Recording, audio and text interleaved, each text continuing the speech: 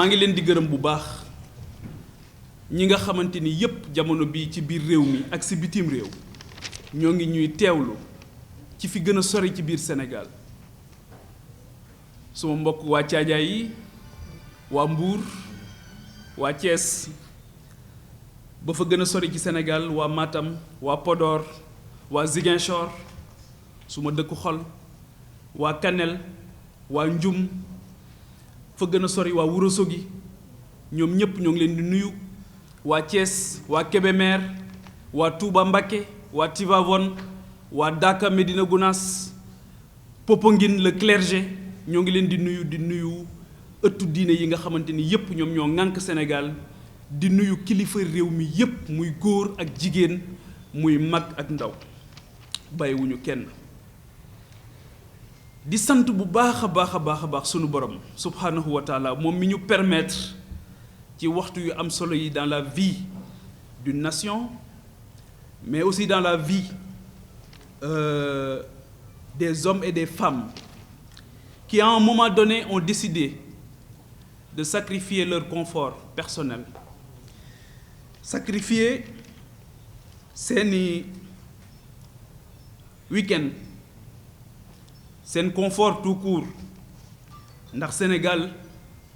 moom moo ñu jaral loolu moom moo ëpp dayoo sunu jëmm yu ñàkk solo yi nos êtres périssables réew moom nag nga xam moo ñu defal lépp tey jamono bu nekk dañuy laaj lan lañ ko mën a delloo un tant soit peu donc vous comprendrez aisément que c'est avec beaucoup d'émotion la ñuy toog tey jàkkaarloog sénégalais yi sunu papa yi ak sunu yaay yi di leen wax ne am na foo xamante ni bu fa réew tolloo ku toog di seetaan lu xew su ëllëgee da ngaa bokk ci ñu tooñ te boroom xam-xam bi dafa waxoon ne ñi def ba yàq ñi xamut bi ñu defee ba yàq tooñuñu ñi tooñ mooy ñi nga xamante ni dañoo xam ba pare toog jàpp seen njàmbur di seetaan am na lu gën a yomb li ñu tànn tey ku nekk xam na ni réew mi di doxe ku nekk mën ngaa dem lijjanti sa bopp bu ngoon jotee nga dem toog jàpp sa njàmbur ak sa njaboot loolu moo gën a yomb tey tàmbalee gu ñu sax ngeen gis ñoo xamante ni jàpp nañu ne la leen yëkkati moo ñu yëkkati ñun muy intérêt personnel fekk na ñun romb nañ loolu fa ñu yare may gërëm bu baax suma papa ak suma yaay bi nga xam ñoo nii gunge ñu di fàttaliku bu baax suma maam bi nga xamante ni moo ma yar bu doon suñu njëriñu bopp rek kon du ñu toog fi tey di wax ak yéen ndax lii lu métti la incarner un leadership wala tenter d'incarner un leadership c'est extrêmement crevant c'est fatigant c'est à la limite épuisant mais Sénégal moom moo ëpp loolu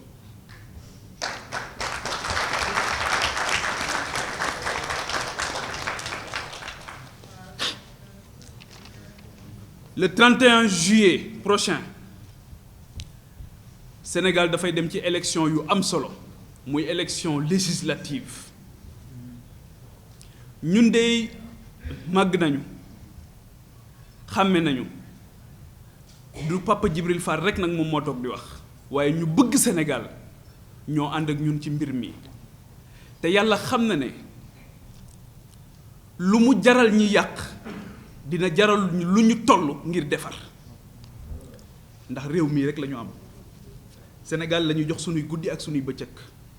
Sénégal moo tax mënatuñoo nelaw ba yandoor Sénégal moom moo tax jamono bu nekk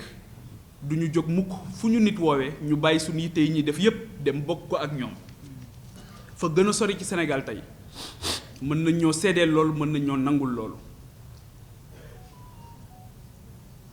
daray tappale wala daray njuuj njaaj taxuñoo jóg li ñu tax a jóg mooy dem dagaan baatu sénégalais yi ay candidat lañu Papa Djibril Fall candidat la ak ñi mu àndal ci élection législative yi nga xamante ni ci la ñu jëm le 31 juillet prochain incha allah sunu jaar-jaar ak liggéey bi ñuy def sunu borom xéewale woon ñu ko muy journalisme may remercier bu baax journalistes yi fi nekk ak journalistes yi nekk ci biir Sénégal yépp Serigne Cheikh Ahmed Tidiane Sy Al Maktoum moo doon wax ne journalistes yi dañoo am une mission prophétique waaw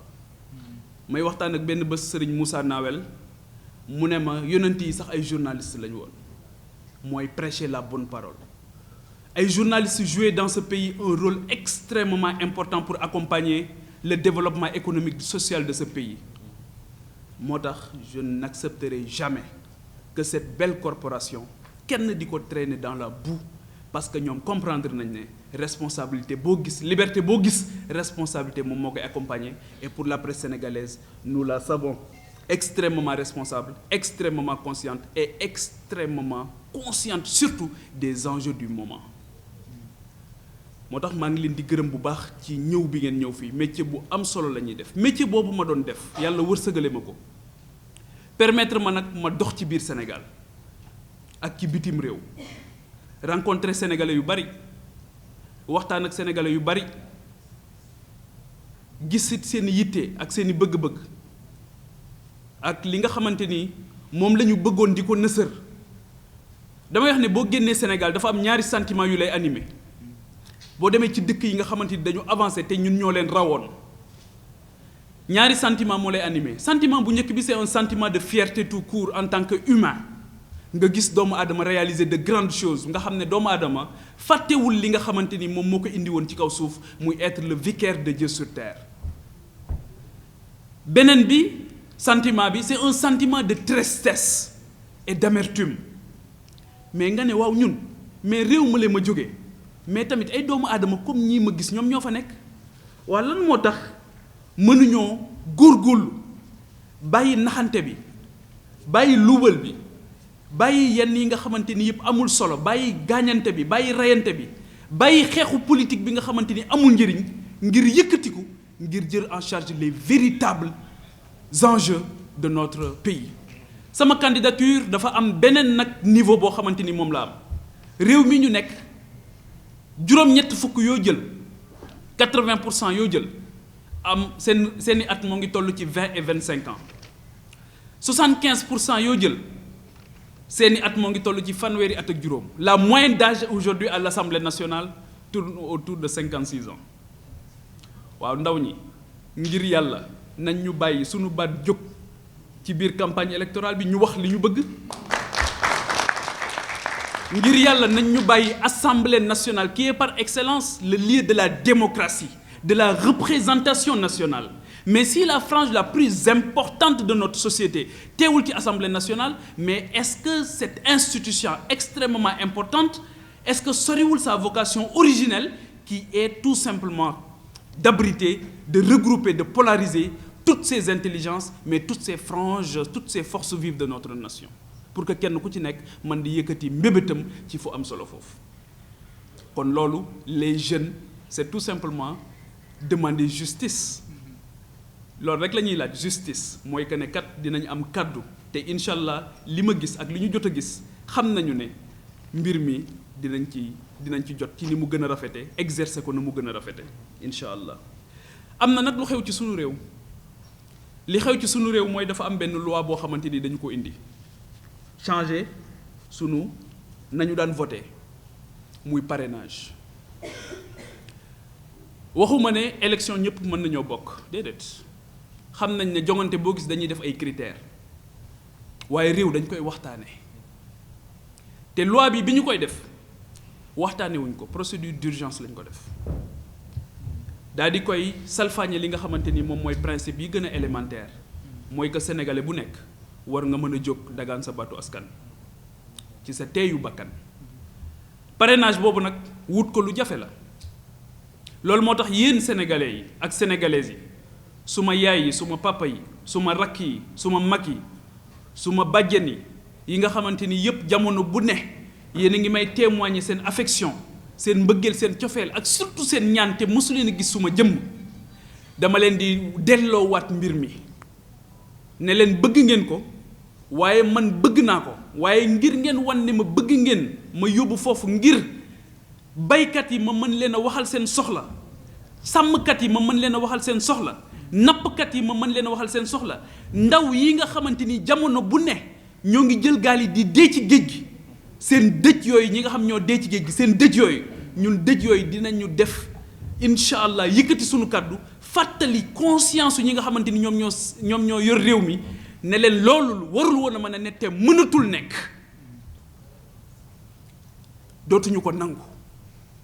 ndaw yi Sénégal ëppale nañu leen ni ñu amee solo ak réew mi ni mu amee solo ak ndaw Sénégal ni mu yàggee am solo ndawu Sénégal bëggatuñu mu jël gaal di dem ci géej gi ndawu Sénégal bëggatuñu mu jël désert bi di dem naan day dem Espagne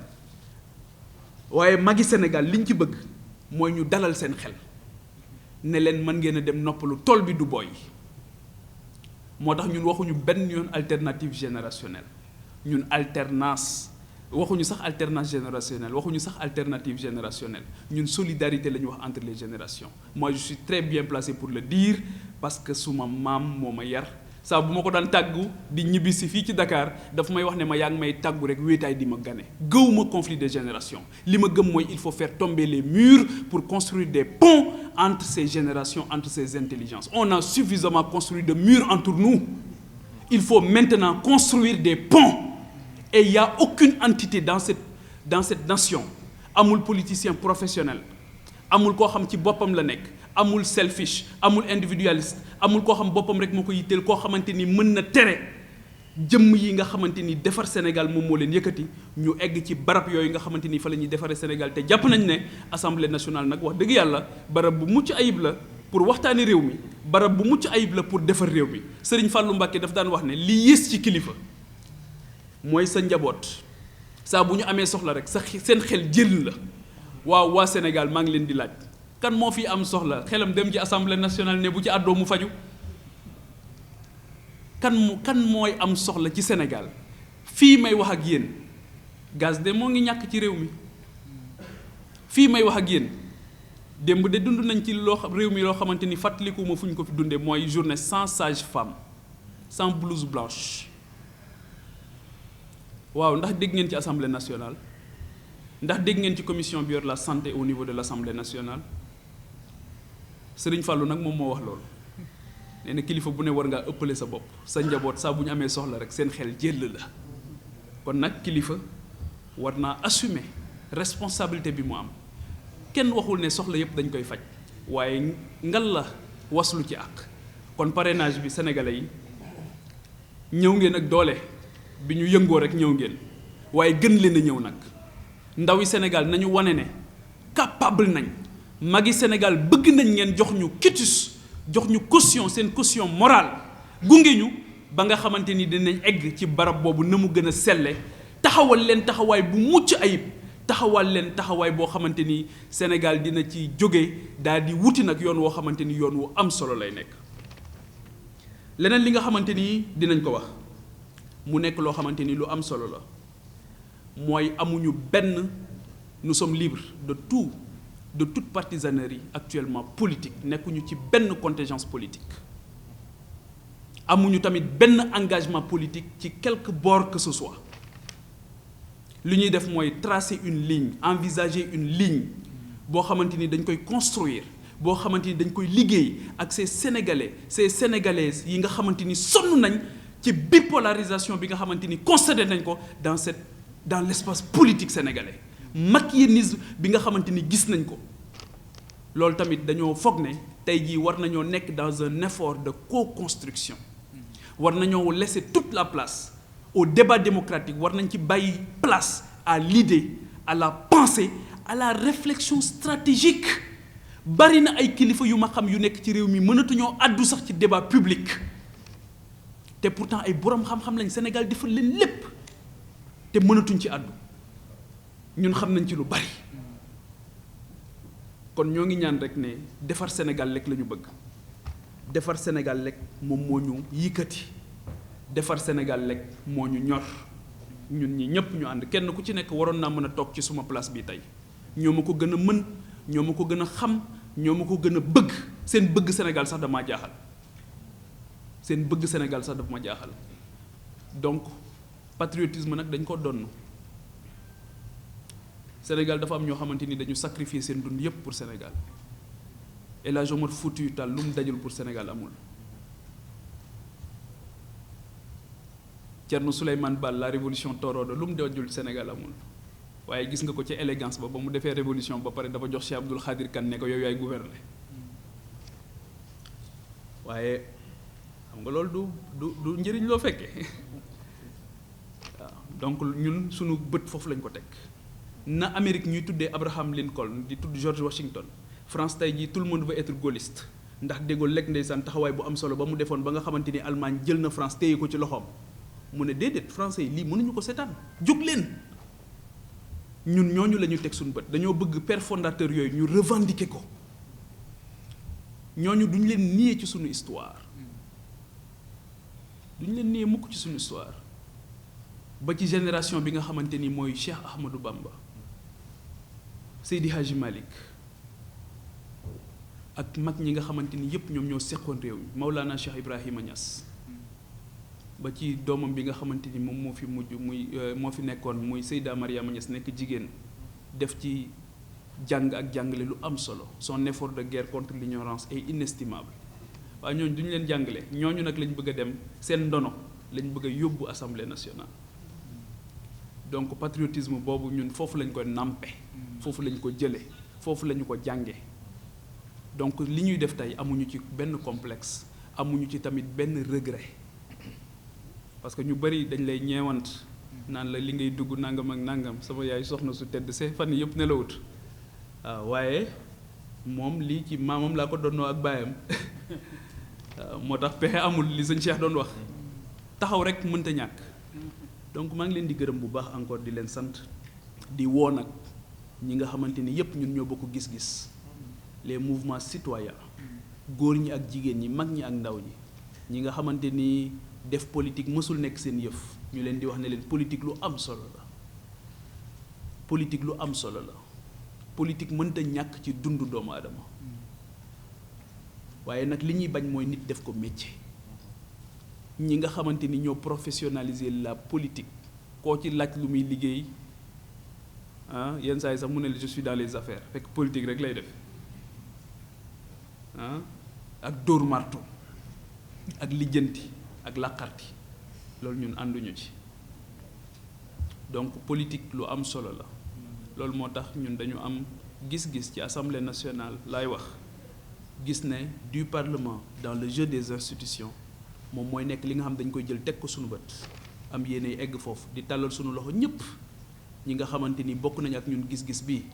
ñu ànd ñu liggéey Sénégal ànd nag song li nga xamante ni moom mooy lii nga xamante ni moo xew te ma wax ne léegi d'accorduma ci muy le parrainage ñu ànd waaye parrainage bi d'accorduma ci parce que c'est pas consensuel lu doy waar la lu yéeme la d'accorduñ ci moo tax ma leen di delloo bal bi sénégalais yi ne leen parrainer leen ñu le maximum possible la ñu bëgg ngir ñu dem teew ci péncu ndaw réew mi ngir teewal leen fa sunu bopp yëkkatiwuñu yéen a ñu yëkkati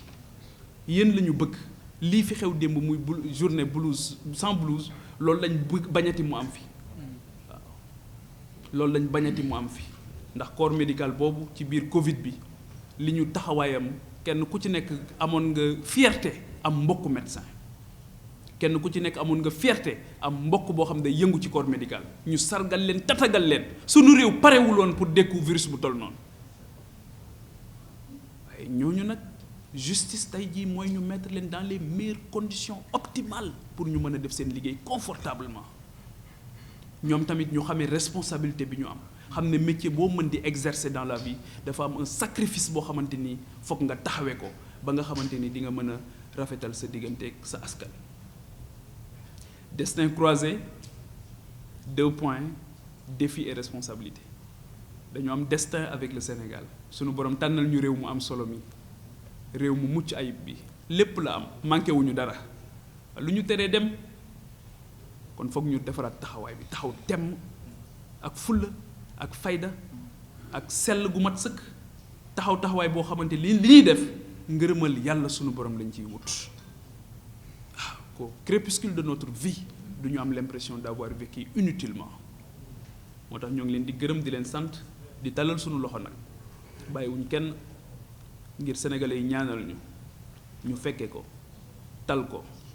ànd ak sunu yaay yi ànd ak sunu papa yi ànd ak sunu maam yi ànd ak sunu morom yi waaw sunu morom yi moom tey nelaw amatul pour man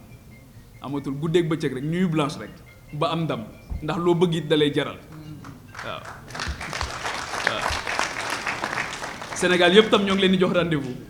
dinañ ñëwaat man dama bëgg réew mi pour aimer son pays il faut connaître son histoire et sa géographie dinaa ñëwaat rencontré waat leen fa gën a sori waaw ngir dajawaat ak yéen ñu dajale rek li nga xamante ni moom mooy soxla yi am na lu bari lu ñu ci xam waaye dinañ ñëwaat gën koo xam gën koo nemmeeku waaw fa ñu nekkoon fauteuil bañ daan toog ngeen daan ñu ci gis ca télé ba fauteuil booba amuñu ci différence ak fauteuil bi ñuy dem occuper ci assemblée nationale waaye fee dañoo toogoon ñu jàpp ne fii réew mi toll nag taxaw moo jot moo tax perchoir ba lañ bëgg a taxaw maa ngi leen di gërëm baax leen sax